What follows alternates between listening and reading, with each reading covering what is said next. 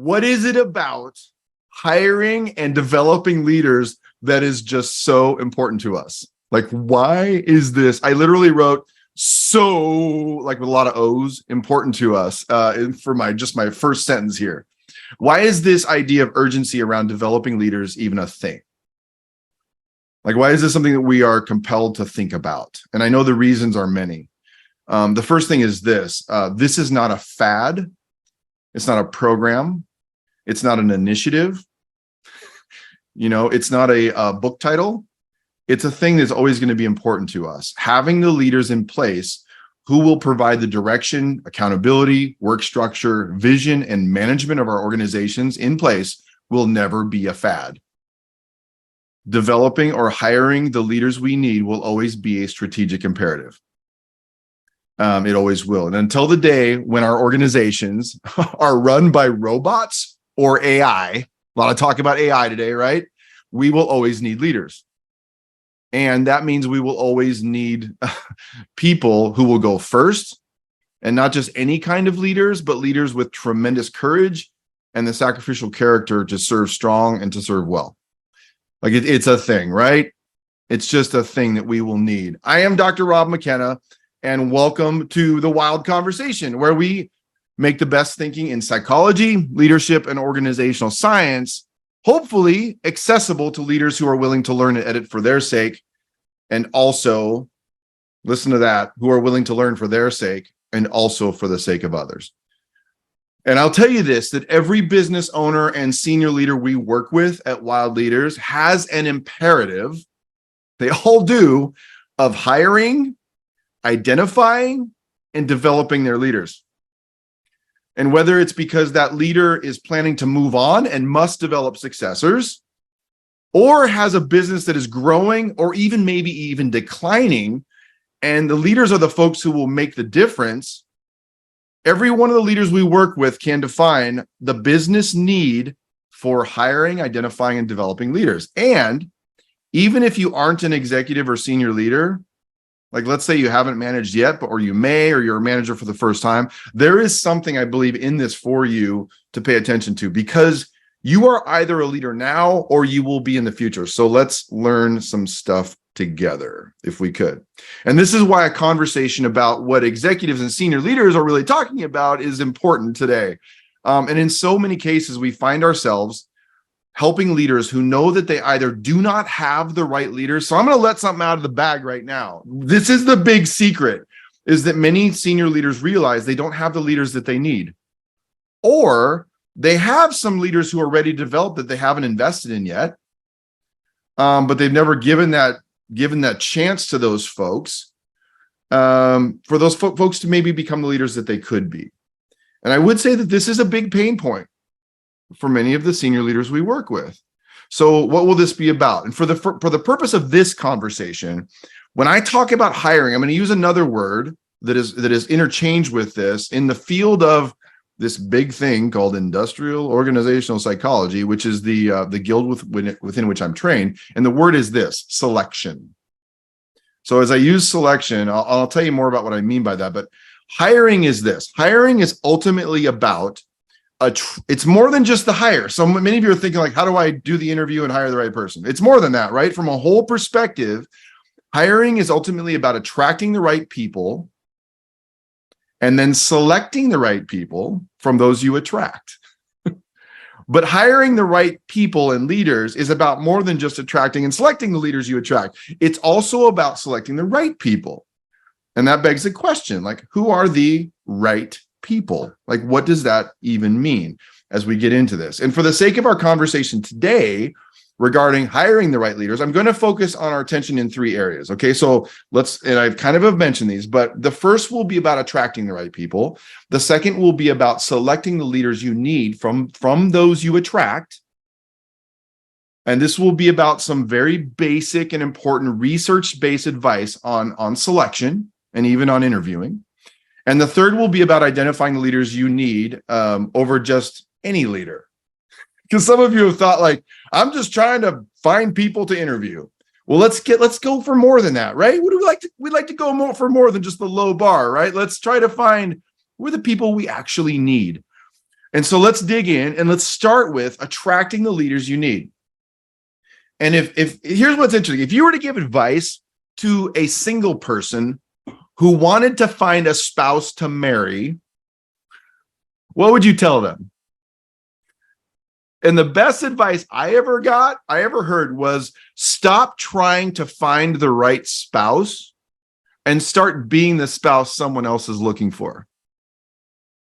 I see some of you nodding like this is like, it's so fundamental, but we spend so much time. It's like, I can't find someone to marry. And someone once said to me is like, maybe focus some of your attention on being someone who actually someone else would want to marry, and I'm not saying that's the only piece of advice, but it's kind of interesting, right? What's that about? And it's about being the right person and not focusing all of your attention on finding the right person. And in an organizational context, we have no business complaining about our inability to find the right people or leaders to work for us if we don't already know who we are and why we are. If we don't know that. And when I say who we are and why we are, I'm talking about a clearly articulated statement regarding who we are aspiring to be and the clearly defined mission we're on. And for that reason, our mission must be more than a product or a service. A mission is your why that is deeply and intimately connected to the product or service you provide. It is not only your product or service, but why that product or service exists. And I know it takes a little bit of work to do that. So I'm going to use WiLD Leaders as an example. I want to share a document that some of you have seen before, but it's just a case in point, and I have permission to share it because it's ours. So I don't have necessarily permission to share all of yours. But as the CEO of WiLD Leaders, hiring the best leaders we can find is important. But I have no business hiring leaders if I don't know who we are in the first place. And so just as a case in point, I'm not saying we do this perfectly, but as I share these things with you, I want you to know that this is our aspiration. But these aspirations have been articulated. And so to use WiLD Leaders as a case in point, let me tell you our mission that some of you have seen. Our mission is to intentionally prepare a generation of courageous and sacrificial leaders who will lead the way in reflecting light into a world where darkness is the default. That is our mission. And it goes on to say, a generation of leaders who will bring thoughtfulness, conviction, hope, resourcing, strategic thinking, and deeply rooted care to the institutions and people they serve. That's our mission statement. And I won't spend a ton of time hovering over that, but know this, how critical that is for every member of our team, every leader we hire. But we also know that who we are and what we value and what every other team member must value to work with us. So I want to share with you, and we'll provide this in the comments in the chat, is a link into, and I've talked about this before, but I want to just mention this because what I hope is this might inspire some of you to think about doing this. And I want to share with you, we wrote an article about our WiLD charter. And this is an explicit statement of who we are seeking to be and what we value. And I describe this as a living and breathing document. We don't put this in some glass case on the wall. This is a document that we revisit, that every person who works for us looks at, and we want to know, like, where is this inspiring to you, and where does this cause you maybe a bit of a rub? And this is about attracting the leaders we need. And so our hope is that when people read this, they'll actually go they'll either say this, I would love to be a part of that. Or they will say, I don't have no interest whatsoever in being a part of that.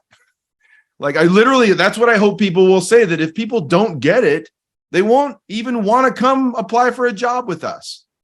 And so it is that statement. And I want to read a couple of things from it that just give you, and you'll have this document now, but I want to read in terms of team values. And by the way, these team values, I would say quite honestly, when I first put these together with another leader from our team, these were things, if I'm honest and a bit vulnerable with you, I would say these are things that work for me. I knew that I had to have people who could fit these kind of categories. And so I'm going to give you a couple of examples. One of the team values is missional connection. A missional connection. And what it says is, this is This is a person we articulate what it means to develop whole leaders in their own words. So a person who comes and works with us would be able to describe, this is why this is important to me, and is motivated to support our mission and purpose. It's something we look for right out of the gate. I'll mention a couple other ones. Timeliness is on the list. And this is an aspiration. So it doesn't mean we're there every time, but I'll tell you right now, some of you know Claire on our team. Claire and I have a bit of a race to be the first ones at meetings. She usually wins. But timeliness is important, right? I told my sons, and I'm not always on time, but I try to be, told my sons, if you arrive on time and the meeting's at 10 and you get there at 10, you're already late.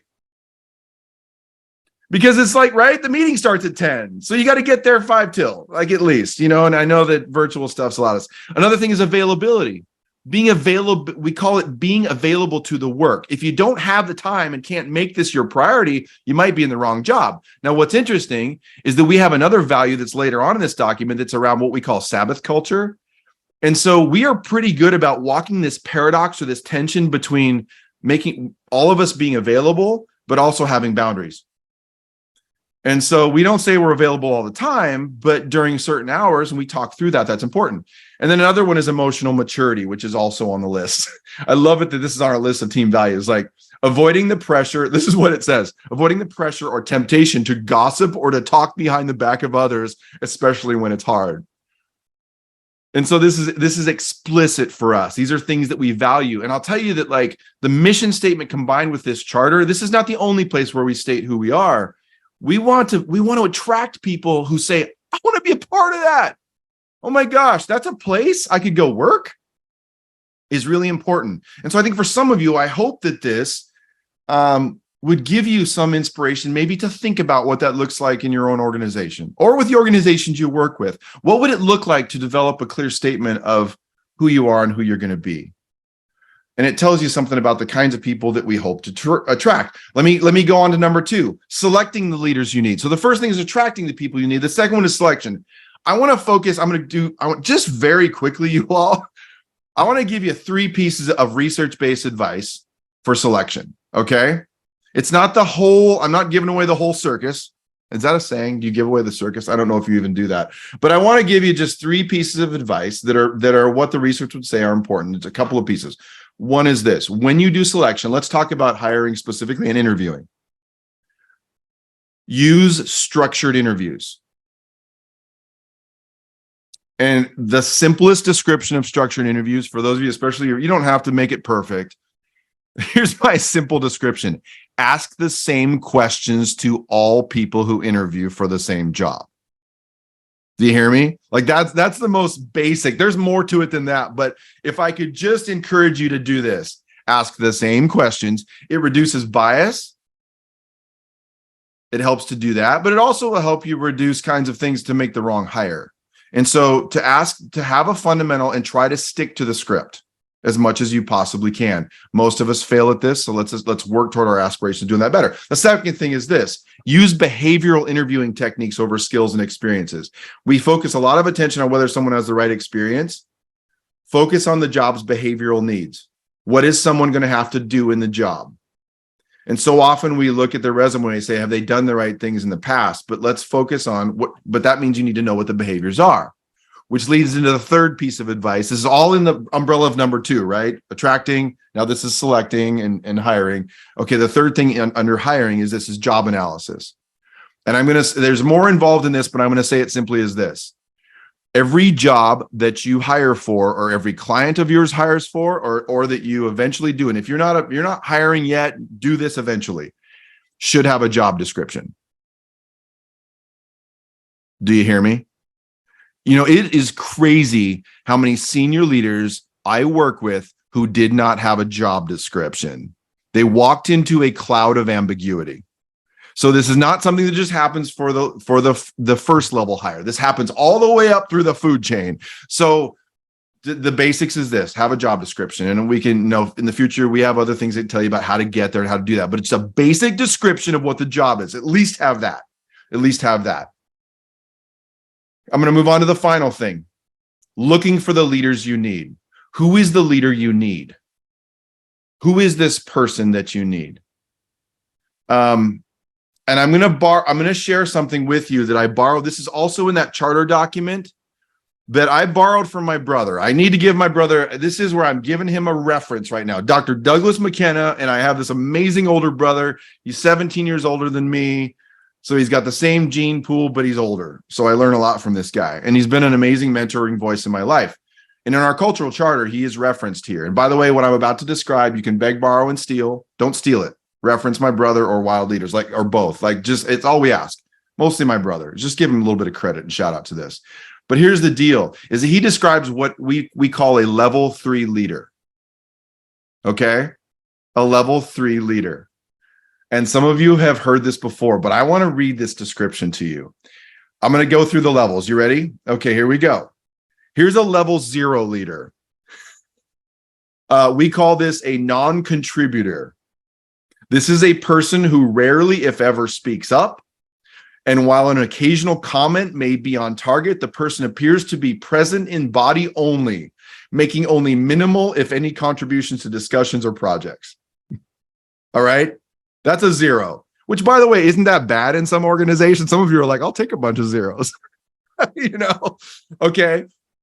A 1. We call it a drive-by or emotional contributor. I love it that Doug, that he called it this, and I love this. Speaks up occasionally when the team members gather with mostly accurate links or references to the current discussion or activity. So mostly accurate. Speaks up regularly, often, and compulsively, but has a hard time managing feelings about the issue at hand at the expense, listen to this, at the expense of calm, clear thinking about the issue. And it goes on. There's more I could read, but it's like the end of it says, feels the impulsive need to fill the space. So this is a person who's responding out of impulsivity and compulsion as opposed to intention and choice. Okay. So it goes up. There's a number 2, which is a solid contributor. But let me move on to level 3. You all can read this document later. This is a leading contributor. This is what we're looking for at WiLD. Consistently demonstrates, listen to this. It's like, and this is our aspiration. I don't do this every day, but we want people who are aspiring to this level of being together, of working together. Consistently demonstrates breadth and depth of knowledge, understanding, bringing fresh, original thinking and ideas to other team members, presses for high levels of thinking and preparation for each meeting and moment, raises the bar in activities and discussions, maintains emotional composure, even in heated discussions. Imagine that. Maintains composure in heated discussions, expresses awareness of others' positions on issues, and encourages other voices to come to the table. Expresses no need to make everything about them or to talk too much, takes unpopular and controversial positions when it is important to do so, and responds to questions with critical thinking and evidence rather than dominating or appeasing others, engages others in the learning and production process. And some of you are like, holy cow, McKenna, you're a scary place to go work for. Like, but I'm telling you, we're aspiring to this level of showing up. And I don't care whether it's a first level employee or someone who's a senior leader on our team, is that's what we're aspiring to. And so as you think about this, I know that you've got probably all kinds of thoughts.